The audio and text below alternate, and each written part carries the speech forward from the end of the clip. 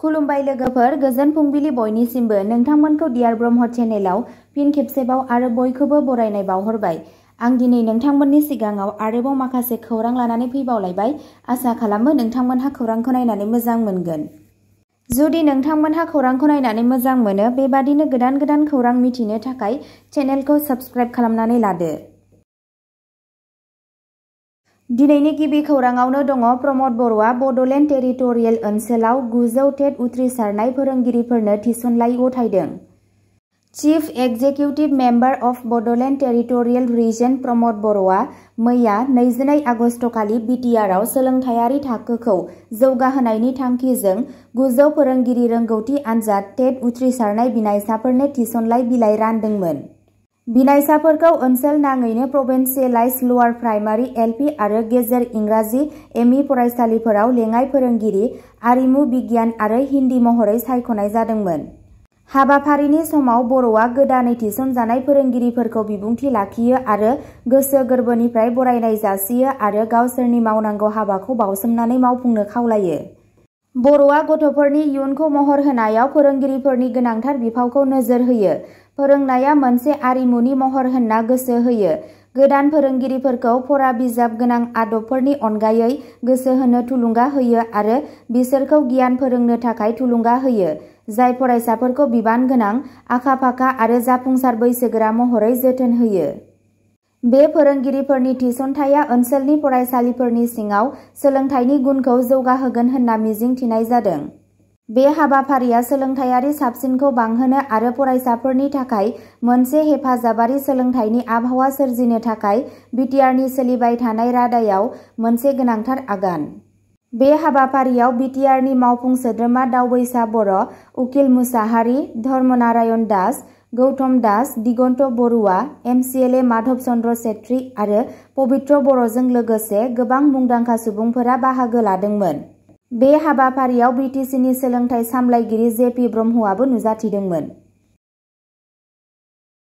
नैथि खौराङाव दङ ज' जानायनि मुङाव जेबो थाखुमानाय एजेन्डा थानो हाया, प्रमिला रानि ब्रह्म बिथाङा बुंदों। बिपिएफ आरो इउपिपिएलआ ज' जागोन ना जाया बेखौ लानानै बिटिआरआव गोबां सावरायनाय जागासिनो थानाय समावनो रायजोनि बारग' मन्थ्रि आरो बिपिएफनि लेङाइ आफादगिरि प्रमिला रानि ब्रह्मआ फिनजाथाय होदों। कक्राझाराव खौरां बिजोंजों रायज्लायनाय समाव गोबां बिबुंथि होदोंमोन। बिपिएफनि गागि दैदेनगिरि प्रमिला रानि ब्रह्मआ एबसुनि मिरु आफादगिरि दिपेन बर'आ बिटिआरनि मोननै ओनसोलारि राजखान्थि दोलो इउपिपिएल आरो बिपिएफनि खाथियाव ज' जानो खावलायनायखौ बरायनानै गोबाव सम सिगां ज' जानो लुबैदों होनना बुंथियो।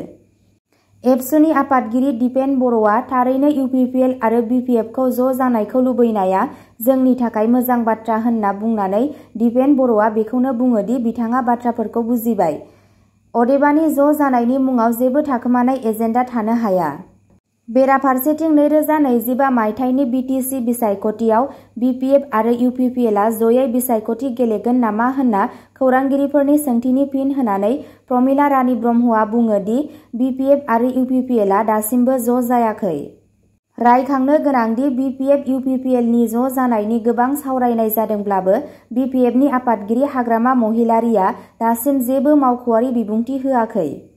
सुलुंफोरा बुंदोंमोन दि हाग्रामा महिलारीआ बे आयदायाव गोख्रै थांनो लुबैयाखैमोन। दा बे बाथ्राया रोखा जाबाय दि बिपिएफ इउपिपिएलआ थाबैनो ज' जानाय नङा। राजखान्थियारि बिजिरसंगिरिफोरा बुङो दि फैबाय थानाय बिटिसि बिसायख'थिनि सिगां बिपिएफ दोलोआ इउपिपिएलजों लोगो जानायनि अनगायै माहारियारि दोलोजों लोगो जानायनि बांसिन आसा दं।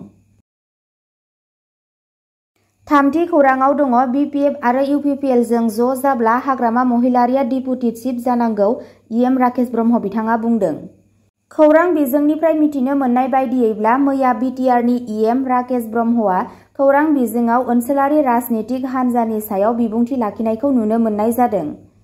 बिथां इएम राकेश ब्रह्मआ बुंदों दि बिपिएफ आरो इउपिपिएल हान्जाया फैगौ 2025 मायथाइनि बिटिसि बिसायख'थियाव खौसेयै बिसायख'थि गेलेगोन।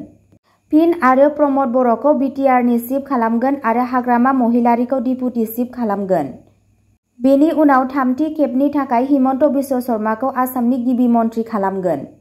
बेराफारसेथिं BPFनिफ्राय दिनैसिमबो हाग्रामा महिलारीखौ खुगा बेखेवनाय नुनो मोननाय जायाखै। दायो रायजो राजाफोरनि गोसोआव ओनसोलारि राजनितिक हान्जाखौ लाना गोबां सोंथिफोर जानायखौ नुनो मोननाय जादों। बर' रायजो राजाफोरनि थाखाय गावनि राजखान्थियारि स्वार्थखौ नागारना खौसे जानो ओंखारबोगोन ना हाग्रामा महिलारीया? हाग्रामा महिलारीया फेलें खालामगोन नामा खौसेथिनि गारांखौ? माब्ला खुगा बेखेवगोन हाग्रामा महिलारीया? आसा खालामो नोंथाङा थाबैनो रायजो राजाफोरनि गोसोआव ओनसोलारि राजनितिक हान्जानि सायाव मोजां खौरां होगोन। ब्रैथि खौराङाव दङ मणिपुर अलिम्पियन मीराबाई चानु आरो नीलकान्त शर्माखौ रायजो पुलिसआ साबसिन बिहोमा होनायनि थाखाय मान बाउदों। मैया इम्फलाव पुलिस गाहाय मावख'आव खुंजानाय मोनसे फोरबोआव मणिपुरनि गोग्गानाय आरो 2024 पेरिस अलिम्पियानफोर मीराबाई चानु आरो नीलकान्त शर्माखौ मणिपुरनि पुलिस बिथोनगिरि गाहाय DGPजों लोगोसे गुबुन गागि पुलिस मावख'गिरिफोरा मान बाउदोंमोन। बे फोरबोआव एथलीटफोरनि मोनफुंनायफोराव रायजोनि जोबोद गोग्गानायखौ दिन्थियो, मुलुगनां थाखोआव हादोरनि थाखाय बिथांमोननि गोनांथार बिहोमाफोरखौ दिन्थियो। DGP आरो गोजौ थाखोनि मावख'गिरिफोरा गावसोरनि बाख्नायनायखौ फोरमायदोंमोन आरो एथलीटफोरनि इयुननि नाजानायफोरनि थाखाय थाद'यै हेफाजाब होनो खोथा होदोंमोन। मीराबाई चानुनि फारियै नैथि अलिम्पिक मेडेलनि थाखाय नागिरनाया मोनसे गुसेब मिसआव जोबदोंमोन, मानोना बिथाङा पेरिस अलिम्पिकनि वेटलिफ्टिं आयदायाव गासै 199 किल'ग्रामजों ब्रैथि जायगा आवग्रिनो हादोंमोन। बाथि खौराङाव दङ मरिगाव बिजिरसालिया गथ'सा आथोनारि गाज्रि बाहायनायनि थाखाय 20 बोसोर जोबथेसालिनि साजा फोसावदों। मरिगावनि मोनसे जुनिया पक्स' बिजिरसालिया जितु बरदलै, जायखौ रितु पर्न बरदलै मुङैबो मिथिनाय जायो, आथोनारि दायनिफ्राय खुदियाफोरनि रैखाथि पक्स' आयेननि सिङाव 20 बोसोर जोबथेसालिनि साजा फोसावदों। बिजिरसालिया बिथांखौ सासे उन्दै गथ'साखौ आथोनारि गाज्रि आखु दिन्थिनायनि थाखाय दायनिगिरि मोनो आरो बिथांखौ पक्स' आयेननि धारा 6 नि सिङाव गोब्राब जोबथेसालिनि साजा फोसावो। बेनि अनगायैबो बरदलैखौ IPCनि धारा 366 नि सिङाव दायनिगिरि खालामनाय जादोंमोन आरो 5 बोसोरनि थाखाय जोबथेसालिनि साजा होनाय जादोंमोन। पक्स' आरो IPCनि दायनिगिरिफोरनि थाखाय बिथांखौ फारियै 20,000 रां आरो 10,000 रां जरिमाना फोनांनाय जादोंमोन। जरिमाना होनो हायाब्ला आरोबाव 4 दान जोबथेसालियाव थानांगोन होनना खौराङाव मिथिनो मोननाय जादों। द'थि खौराङाव दङ आसाम सोरखारा मोनब्रै जिल्लायाव मणिपुरीखौ लोगो मावख'आरि राव बानायनो थांखि लादों। आसाम सरकारा बृहस्पतिबार 22 आगस्तखालि रायजोनि मिरुआरि बाहागोआव हजाइजों लोगोसे बराक हायेननि मोनथाम जिल्लायाव मणिपुरीखौ लोगो मावख'आरि राव बानायनो थांखि लादोंमोन। पार्लियामेन्टारि एफायार्स मिनिस्टार पीयूष हाजरिकाया गिबि मन्त्रि हिमन्त बिश्व शर्मानि जानानै आसाम मावख'आरि राव बिल 2024 खौ थिसनदोंमोन, जाय नखर आरो राजखान्थियारि बिफानखौबो नायदिङो। मुवाफोर आरो जाहोनफोरनि बिबुंथियाव शर्माया बुंदोंमोन दि बराक हायेन आरो रायजोनि गुबुन बाहागोफोराव थाग्रा गोबां अनजिमानि सुबुंफोरा मणिपुरी राव रायज्लायो आरो मावख'आरि महरै बिसोरनि रावखौ गनायथि होनो थाखाय अरायबो दाबि खालामबाय थादों। आसाम हादोरसायाव मणिपुर सुबुंफोरनि हारिमुआरि, समाजारि आरो रावारि सिनायथिखौ संरैखा खालामनो आरो रैखाथि होनो थाखाय बे थिरांथाखौ लानाय जादों। बेजों लोगोसे केबिनेटआ गुदि फरायसालिफोरनि गुदि थाखोआव सोलोंथाइनि बिजों महरै मिसिं, राभा, तिवा, कार्बि, डिमासा आरो देउरि रावफोरखौ जागायनो गनायथि होयो। स्निथि खौराङाव दङ आसाम केबिनेटआ मुस्लिम हाबा रेबथुमनायखौ गोनांथार खालामनाय बिलखौ गनायथि होदों। मोनसे मख'जाथाव आगानजों आसाम केबिनेटआ मुस्लिम हाबा आरो तालाकनि आसाम गोनांथार रेबथुमनाय बिल 2024 खौ गनायथि होदों, जायजों मुसलमानफोरनि थाखाय सरखारजों हाबा आरो फाथैलाइ बिसिनायखौ रेबथुमनो गोनांथि खालामदों। बे आगाननि थांखिया उन्दै बैसोनि हाबाफोरखौ होबथानाय आरो रेबथुमनाय बिखान्थियाव खाजिफोरनि बिफावखौ फोजोबनाय।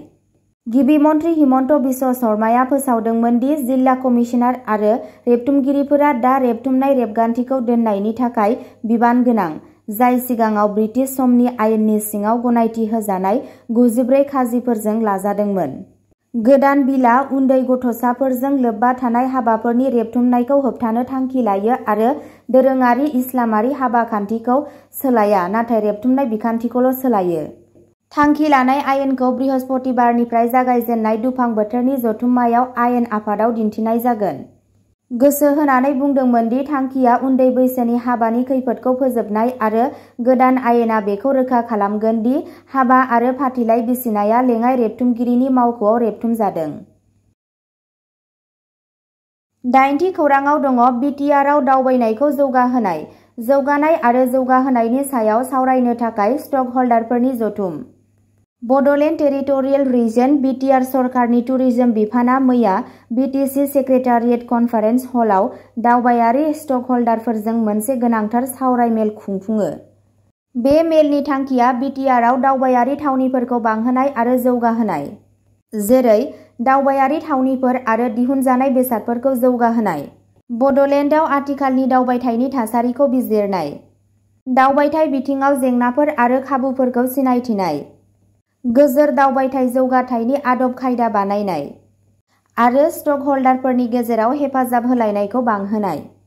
रिपर्टनि बायदियैब्ला बे हाबाफारियाव मानगोनां मावफुं सोद्रोमा डक्टर धर्मनारायण दास, गाहाय नेहाथारि आइएएस श्री आकाशदीप आरो बिटिआर सरकारनि मावख'गिरिफोरा बाहागो लादोंमोन, जेराव बिटिआरनि एजेन्ट, सिबिथाय होग्रा आरो टुर अपारेटरफोरखौ ज' खालामनाय जादोंमोन। बे जथुम्माया ओनसोलाव दावबायथायखौ बांहोनायनि फारसे मोनसे मख'जाथाव आगानखौ दिन्थियो। अब्ला दिनैनि खौराङा एसेनोसै। जाय बिथांमोनहा सानसेनि फान्जामुथिखौ नायनो गोसो, स्क्रिनाव होनाय चेनेल बड' इनफ' पइन्टआव थांनानै नायहैनो हागोन। चेनेलनि लिंकखौ डिस्क्रिप्शनाव होनाय जादों।